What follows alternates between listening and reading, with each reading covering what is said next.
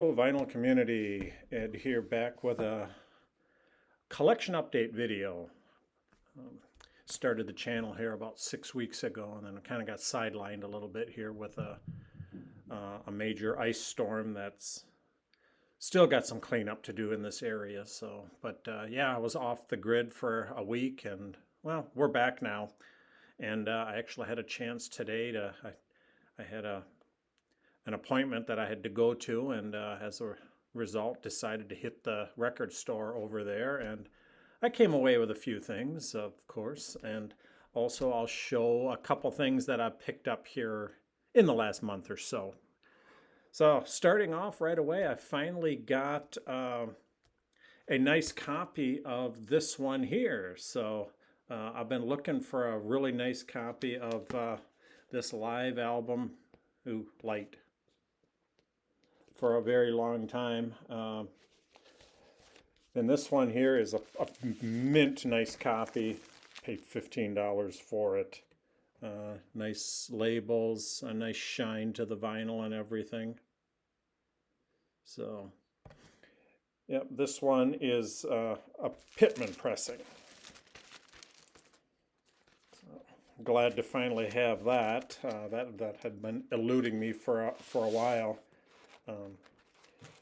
Original inner sleeves as well. Shows some photos of the guys.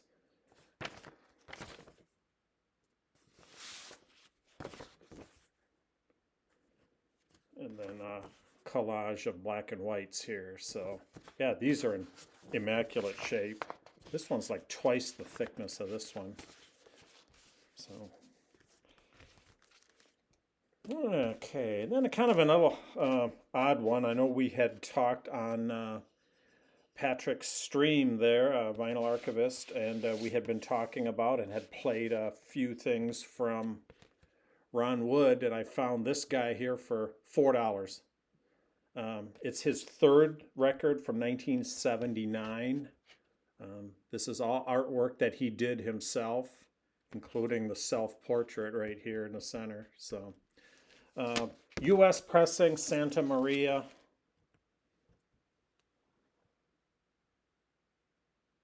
So, again, doesn't look like it's hardly ever been played. So for $4, I couldn't resist that. So,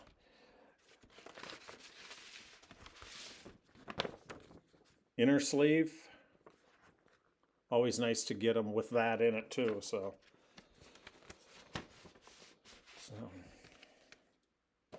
okay, they had several Rush albums there that they had just taken in on a collection. I was a little too late.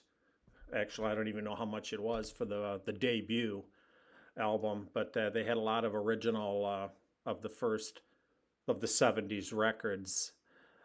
Caress of Steel was mint, not a spot on it anywhere. It was $65. I obviously didn't take that, but I did pick up this guy here for $20. Was one that I was missing an original of. Little no seam splits, but there's a few marks on it. Overall, it's clean, solid. Just a little wear on it. Complete with the inner sleeve. So, look at these glasses. Go Getty. So,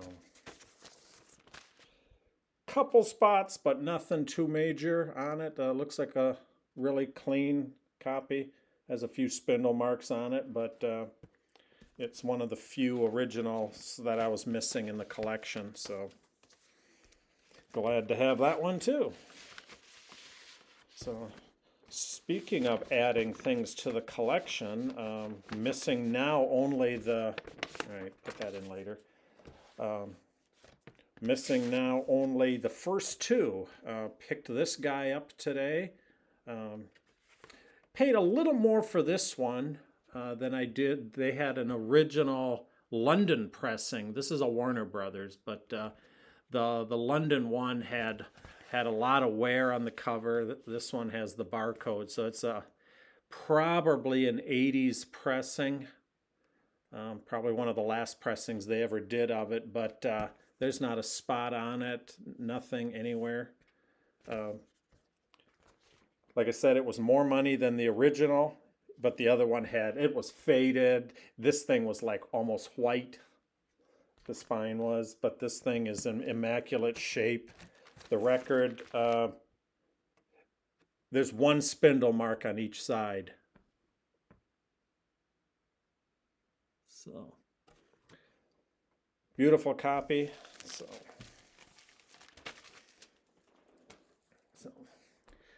next one was kind of a funny one because probably about a month ago, I picked up this guy. Beautiful set, the mint condition records, virtually no spots on them, double record. We all know this one here. It's got one of the best versions of Riding the Storm out here on side 3. And then just after I picked that up, I don't know where I saw it, somebody was showing it on might even have been one of Patrick's auctions, and somebody made comment of the booklet.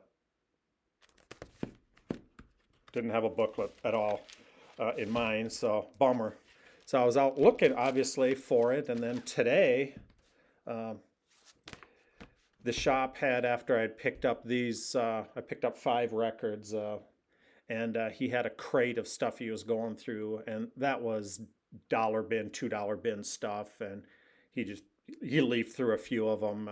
Most of them I had, but something made me think of this record, and I asked him if he had the REO Speedwagon one, the greatest hits, and yellow and red. I couldn't think of the name of it at the time, and he couldn't think of it either. And then, oddly enough, 2-3 records down, oh, this one? And he pulls it out. It was in rough shape. Had the booklet. He just pulled it out and gave it to me. Nice to have all the information in there because it talks about each album and each track. 8-page booklet. So, and there's really nothing wrong with the booklet at all. The record that he had was in rougher shape than this. So that was kind of a nice little bonus to get to add to into my current album. So now this one here, on my quest for trying to get all of the Iron Maiden singles, he had this one today. This is one that I did have. Had a copy here that's in pretty rough shape. You can see it's torn, tattered, and folds and creases. Even the record itself looks pretty well used. But this one here was a couple marks, but a lot of these do.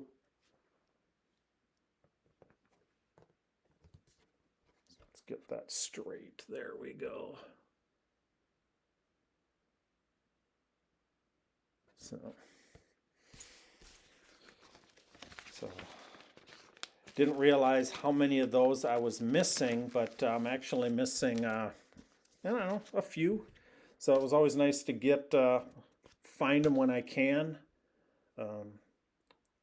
Of all the singles there, I was talking to one of the other VC members, and he actually got me this one. He was heading out to I think a record show, and he found this one. He sent me a text. It's like, do you need this one? And I said, yeah, absolutely.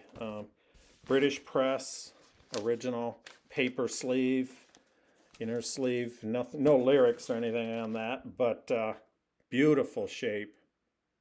I gotta figure out this glare thing here. But they've done a couple of these. This is the poster bag.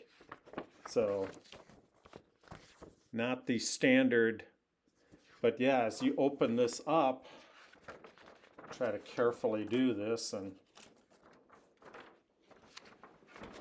see if we can show that.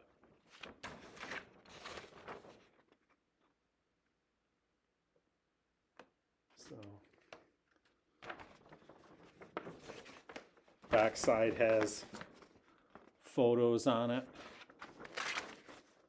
and more photos. So kind of a cool, if not goofy way of doing things, but I think they have 2 of them out there with this type of packaging, so kind of cool to have. So this next one here is kind of I already had the record. I already had this one here. It's a BMG Record Club. You know, you can see all the. It doesn't sound bad. You know, it's pressed at their own plant, RCA Indianapolis. But when I was in Chicago, hanging out down there with Vance, we found one that had the blue cover, or the blue ring. They wanted $100 for it. That's not this one. I just happened to find this one a couple weeks ago for a very good price. Non-record club and the blue ring. Why did they do 2 in the day? Nobody knows, but had to have it. Had to.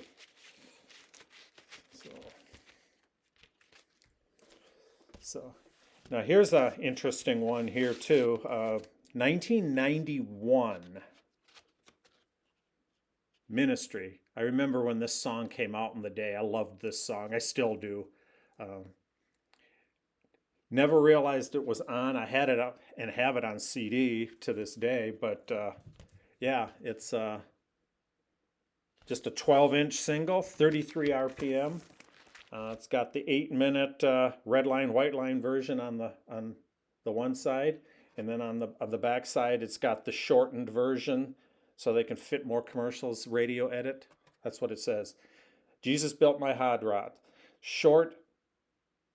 Not even going to try to say that. So they can fit more commercials on the radio edit, and then the TV song. So kind of a cool thing, nostalgic thing from the day. Ministry kind of was my entry into the industrial metal. I kind of liked it in the day. In fact, Wasp did an album in '97 that a lot of people hated. I loved it. KFD. It was a very industrial sounding record, and I loved it. So I saved the what I call a grail to myself here for last, and it's in my quest of Iron Maiden collections.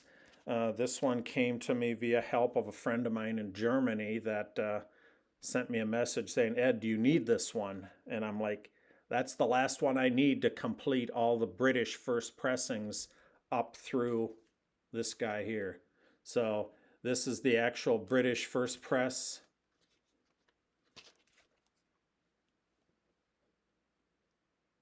High gloss cover, both inside and out. Lyrics and photos. Beautiful records.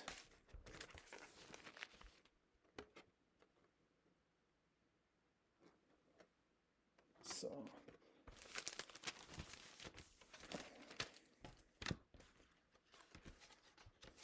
and it's always cool when you get these originals and you still get the merchandise leaflets with them. That kind of makes it a little, fun to have. So centering is the same on that one. So now, do I need U.S. pressings, first pressings, complete run of UK first pressings, and then I've also got all the reissues. This one from this is the UK or European pressed at Optimal Media in 2015. Same cover. Everything's the same inside and out. Same, even down to the point where, try to get that just right, where this here, it's all identical to.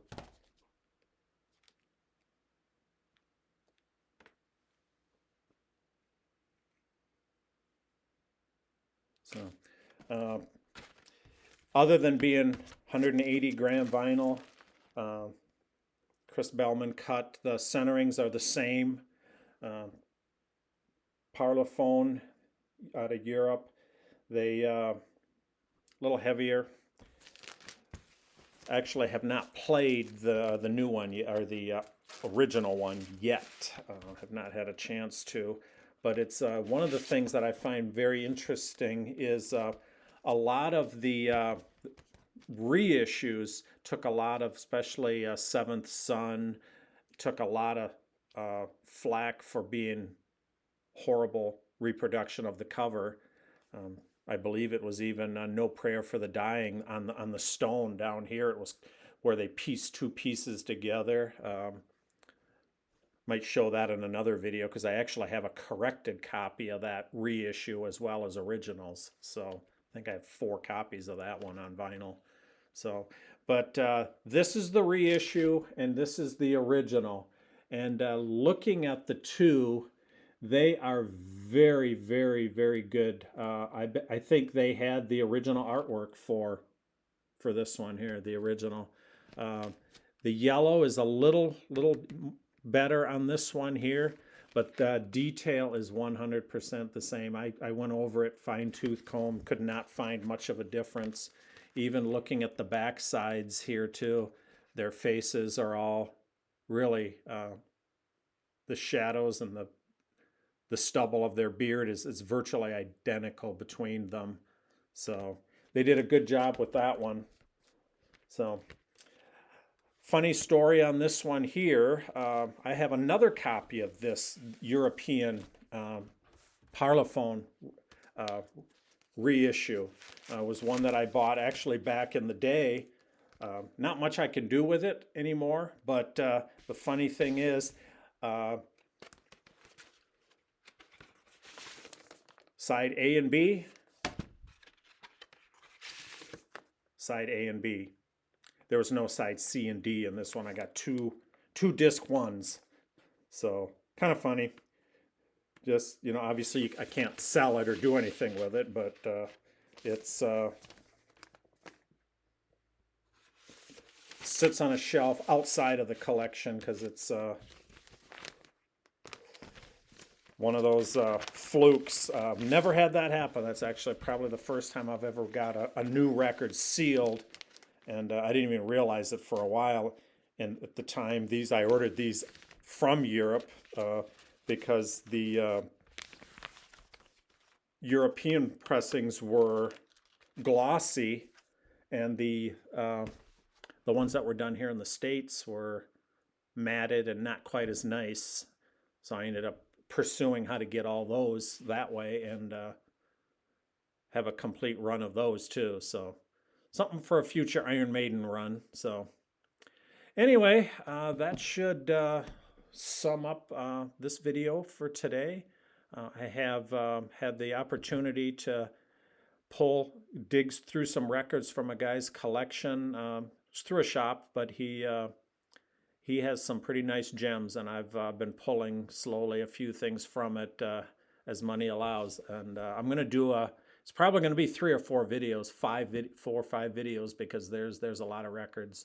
And you guys will see what that is here coming up soon there. I'll probably start that one next week and see how the weekend goes. Maybe I'll even start the first one then. But a lot of really cool original albums that this store took in from a guy. So anyway, till next time,